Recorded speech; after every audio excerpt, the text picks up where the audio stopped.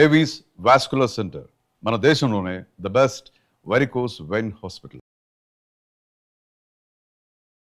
ప్రముఖ సూర్య ఉపాసకులు విక్రమాదిత్య గారు మనతో పాటు ఉన్నారు. నమస్తే సార్. సూర్యోస్మితి. పితృపక్షాలు వస్తున్నాయి కదా, ఈ రోజుని ఎలా సద్వినియోగం చేసుకోవాలంటారు? అంటే దేవీ దేవతల కన్నా ముందు ప్రసన్నం చేసుకోవాల్సింది, ప్రసన్నం చెందాల్సింది మన పితృదేవతలు అంటూ ఉంటారు, దేవతలతో పోల్స్తూ ఉంటారు కదా. మరి ఈ 15 రోజుల పాటు మనం ఏం చేయాలి, ఏం చేయకూడదు? ఆల్రెడీ మనకి ఒక 5-6 రోజులు అయిపోయినాయి అమ్మా. అంటే మెయిన్ మహాలయ అమావాస్య చివరిది పెద్దది, దానికోసం ఎక్కువ ప్రిపేర్ అవుతూ ఉంటాం. అంటే ఈ 15 రోజులు అసలు ఫస్ట్ మహాలయము అంటే అర్థం ఏంటి? లయం అంటే కలిసిపోవడం, మహాలయం అంటే మొత్తం పెద్దగా కలిసిపోవడం. ఎవరైతే దుష్టులు దుర్మార్గులు ఉన్నారో ప్రకృతిలో, ప్రకృతికి వ్యతిరేకంగా ఉన్నారో అవన్నీ కూడా పరమేశ్వరుడు లయకారకుడు అంటాం కదా, పరమేశ్వర శక్తి లయం చేసేస్తుంది. అందుకని మనం వరదలు ఉధృతులు భాద్రపద మాసంలో అనావృష్టిగా, అతివృష్టి అనావృష్టిగా జరిగేటువంటి పరిస్థితులని మనం మెరుగుపరచటం కోసం ఈ రోజుల్లో పితృపక్షాలు, పితరులు అనే ఒక లోకంలో ఉన్నటువంటి దేవతలకి, మా అమ్మమ్మ మా తాతయ్య వాళ్ళు కాదు, వాళ్ళకి ఈ మహాలయ పితృపక్షాల్లో చేసేటువంటి పితరులకి సంబంధం లేదు. ఇది దాన్ని అలా మార్చేశారు. ఇప్పుడు నేను ఈ ఇన్స్ట్రుమెంట్ని విడిచిపెట్టి వెళ్ళిపోయా. ఓకే, నేను ఎక్కడికి వెళ్తాను? నేను చేసినటువంటి పాపకర్మలను అనుసరించి ఇంకొక జన్మకు వెళ్ళిపోతాను అంతే తప్ప మీరు ఏమైనా పెడతారా అది తినేసి వెళ్తాను అన్నట్టు ఉండను. 12 రోజులు 11వ రోజుతో మనకి కర్మలు క్లియర్ అవుతాయి. అంత్యేష్టి కర్మ మనం షోడశ కర్మలు పుట్టిన దగ్గర నుంచి సీమంతోపాఖ్యానం దగ్గర నుంచి అంత్యేష్టి కర్మలో మధ్యలో జరిగేవన్నీ 16 షోడశ సంస్కారాలు అంటారు. ఇది అంత్యేష్టి కర్మ అయిపోయింది. ఆఖరిది అన్న తర్వాత ఇంకేముంటాయి? భోజనం చేస్తేనమ్మ చివరిలో మజ్జిగేసి ఉప్పేసారు, చీకటి వేసుకున్నాం, ఇంక తర్వాత ఏం పెడతారంటే అర్థం లేదు. అందుకని ఏంటంటే ఇక్కడ పితృలోకము అనేది ఒక లోకం ఉంది. అది చాలా జ్ఞానవంతమైనటువంటి లోకం, మన జన్మకి కారణభూతమైనటువంటి లోకం. అది మన జన్మకి కారకులు వీళ్ళు, మన జన్మకి కారణభూతం. ఒక డిజైన్ చేసింది ఒక లోకం, అది పితృలోకం అంటారు. అదొక వ్యవస్థ, వాళ్ళు మనల్ని అనుగ్రహిస్తూ ఉంటారు. అంటే దేవతా వ్యవస్థకు ముందు ఉండేటువంటి గణాలు అవి, వాళ్ళకి మనం చేయాలి. ఈ మహాలయం కదా, సృష్టిలో వినాశనం జరగబోతుంది కాబట్టి వాళ్ళని వేడుకోవడానికి మనం చేసేటువంటి యజ్ఞయాగాది క్రతువులు, యజ్ఞాలు చేయాలి, హోమాలు చేయాలి. తద్వారానే పదార్థం రూపం మార్చుకుని వెళ్తోంది. కానీ అసలు ఏ పూజలు పునస్కారాలు పుణ్యకార్యాలు అసలు ఏవి చేయం కదండి 15 రోజులు. రివర్స్ గా పుణ్యకార్యాలు ఎక్కువగా చేయాలమ్మా. గణపతి నవరాత్రులు ఈ భాద్రపద మాసంలో వచ్చింది, ఇందులోనే ఉందిగా. ఇక్కడ నుంచి మనకి పౌర్ణమి దగ్గర నుంచి అమావాస్య వరకు ఈ 15 రోజులు జాగ్రత్తగా ఉండండి అని చెప్పింది. పుణ్యకార్యం అంటే ఏంటి? శుభకార్యాలు ఉండవు అంతే, కానీ పుణ్యకార్యాలు చేస్తూనే ఉండాలి. ఇప్పుడు పితృదేవతలకు చేసేటువంటి తిలోదకాలు తర్పణాలు ఇవన్నీ వైదిక విధానమే కదా, మంత్రాలు చదువుతారు కదా, అది పుణ్యకార్యమేగా. ఇక్కడ ఒక పిడికెడు అన్నాన్ని మీరు తర్పణాల కింద వదిలేసి నీటిలో విడిచిపెట్టేస్తారు, చేరిపోతుంది పితృలోకానికి. ఒక భూతయజ్ఞం అవుతుంది, నీటిలో ఉండేటువంటి జలచరాలకి ఆహారం పెట్టినట్టు అంతే.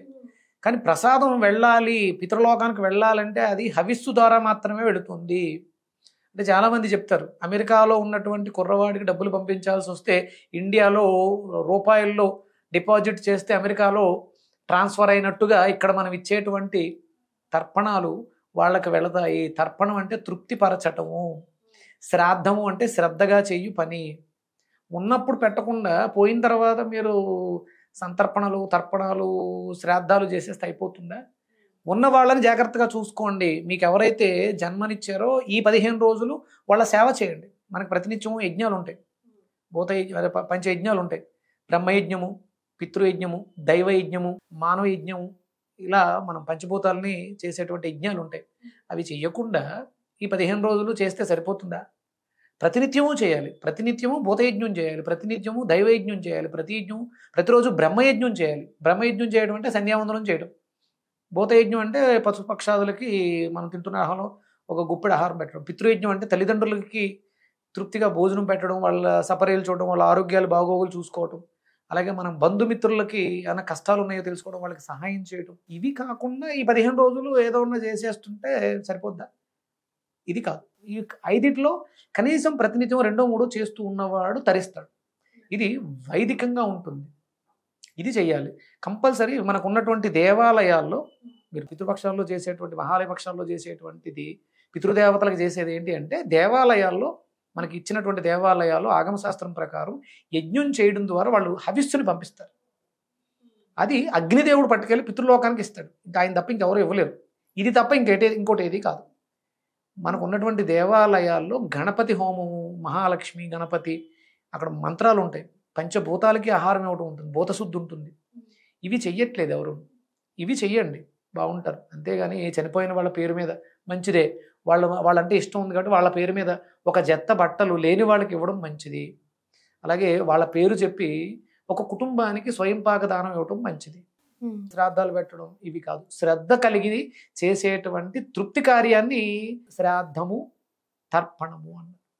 తిలోదకాలు ఇవ్వటం మంచిదే. అవి అంటే ఒరిజినల్గా ఏంటంటే అలక్ష్మీ దోష పరిహారార్థం తిలల్ని పేస్ట్గా వేసి ఒళ్ళంతగా రాసుకుని మన శరీరాన్ని శుద్ధి చేసుకోవడం అనే ప్రక్రియ ఉంటుంది. అది నదీ పరివాహక ప్రాంతాల్లో చేస్తే చాలా మంచిది. మన శరీరాన్ని పట్టుకున్నటువంటి దరిద్రాలు, అంటే వాతం అనే ఒక రోగం ఉంటుంది. అది నువ్వుల పిండితో ఒండ్లను అద్దుకోవడం ద్వారా ఆ రోగం తగ్గుతుంది. నువ్వుల నూనె రాసుకుంటే వాతం తగ్గుతుంది, నిప్పులు తగ్గుతాయి అంటారు కదా. ఇది నల్ల నువ్వులను ముద్దగా చేసి ఒంటికి రాసుకోవటం, అది కాలువ దగ్గరికి వెళ్ళినప్పుడు ఉంటుంది. దానివల్ల మైల పోతుంది అంటారు, మైల శుద్ధి. ఇవన్నీ అంటే ఇప్పుడు నీరు బాగుంటాయి కాబట్టి ఆ జలాశయాల్లో స్నానం ఆచరించడం, అక్కడ సంధ్యావందనం చేయడం, అవన్నీ కొన్ని మిగిలినవి అవి తర్పణాలు, శ్రాద్ధాలు. మనకు అనుకూలమైనవేవో అవి పెట్టేసుకున్నాము. మనకు అనుకూలంగా సులువుగా ఉన్నాయి. ఇది బాగుందమ్మా, ఈ తప్ప ఇంకేం చేయలేను. పొద్దుటే సంధ్యావందనం చేసే ఓపిక ఎవరికి లేదు, ఎందుకంటే పొద్దుటే లేవట్లేదు, సంధ్య సమయంలో ఎవరు లేవట్లేదు. నదీ జలాలు ఎలాగ లేవు, మనం ఎలాగ అరణ్యాల్లో అపార్ట్మెంట్లో ఉంటున్నాం. అందుకని నదీ పోయింది, నదీ స్నానం పోయింది. అందుకని వీటిని కొంచెం కుదిరినంత వరకు జాగ్రత్తగా, కనీసం అమావాస్య మహాలయం చివరి రోజు అయినా సరే నదీ పరివాహక ప్రాంతాల్లో ఉన్నటువంటి దేవాలయాల దగ్గరకు వెళ్ళి అక్కడ యజ్ఞయాగాది క్రతువులు జరిపించి అన్నదానం చేయిస్తే అది నేను అనుకుంటున్నటువంటి పితృలోకం కాదు. మనల్ని అందరినీ నడిపిస్తున్నటువంటి పితృగణాలు సెపరేట్గా ఉన్నారు. వాళ్ళకి శక్తి అంది మనల్ని ఆశీర్వదిస్తారు. మనల్ని, మన తల్లిదండ్రుల్ని, వాళ్ళ తల్లిదండ్రులకు కూడా అద్భుతమైనటువంటి ముక్తి మోక్ష మార్గాలు చేకూరుతాయి. జనరేషన్స్ అంతా బాగుంటాయి అంటారు. థ్యాంక్ యూ సో మచ్ అండి. సూర్యోస్మిత.